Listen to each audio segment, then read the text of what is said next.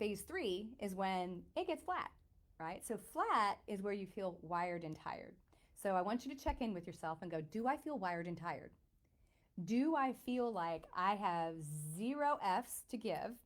I'm exhausted, but I want to slap everybody, right? That's literally how it feels. You don't respond with enough of the right stress chemistry to actually deal with your stuff. So little things become big things.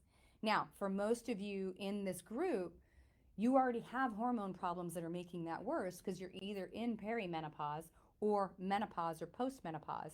And when you do that and you lose estrogen, we also get a whole lot of, I don't have a lot of space to give for people's stuff, right?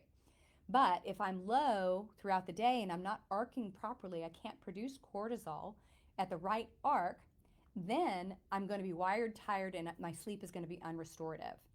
And metabolically, that all of those things can lead to weight gain and weight loss resistance, but they lead to extraordinary fatigue, particularly when you're in the flat line.